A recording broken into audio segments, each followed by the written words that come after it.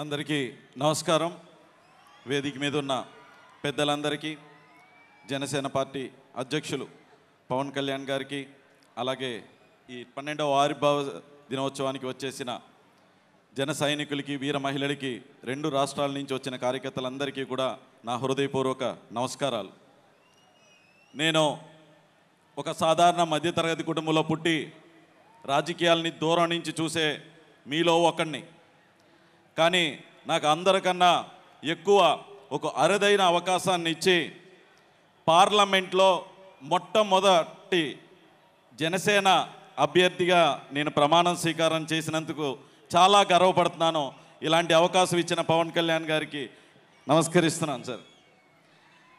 అలాగే పార్లమెంట్కి పంపటమే కాదు, అక్కడ ఏం మాట్లాడాలి, ఎలా మాట్లాడాలి అనేది కూడా ప్రతి సెషన్స్ ముందు నేర్పిస్తూ, మనకింత మెజారిటీ వచ్చినందుకు మనం ఎంత బాధ్యతతో పనిచేయాలని మాత్రం ప్రతిసారి చెప్తూనే ఉంటారు.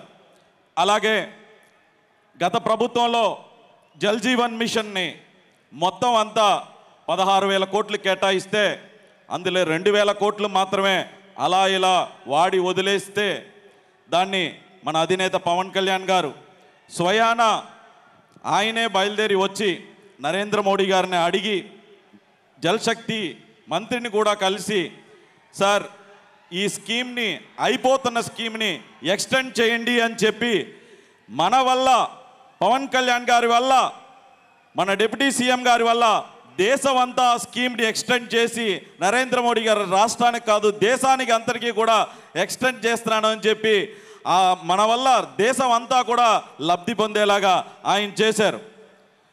నేను కూడా మీకులాగే మన సార్ స్పీచ్ కోసమే వెయిట్ చేస్తున్నాను. సో దానికోసం ఎక్కువసేపు మాట్లాడకుండా ఇప్పటం స్టేజ్ మీద మన అధినేతను చూశాను. ఒక వేటకెళ్తున్న సింహంలా కనిపించారు.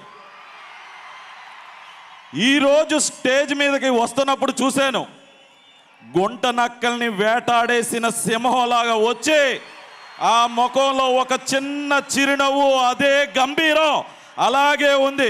మీరు ఒక్కసారి క్లోజప్లో కనుక చూస్తే అది క్లియర్ కట్గా ఒక సింహం గుంట నక్కల్ని వేటాడేసి వచ్చిన, రాష్ట్రాన్ని ఇబ్బంది పెడుతున్న గుంట నక్కల్ని వేటాడేసి వచ్చిన ఒక సింహంలాగా ఉంటారు. సార్ ఎప్పుడూ కూడా మీ వెంటే ఉంటాం, మీరు చెప్పిందే చేస్తాం, మీరు అప్పచెప్పిన బాధ్యతల్ని తప్పక పాటిస్తూ ఈ అవకాశాన్ని ఇచ్చిన మీకు హృదయపూర్వక నమస్కారాలు చెప్తూ సెలవు తీసుకుంటున్నాను. ధన్యవాదాలు.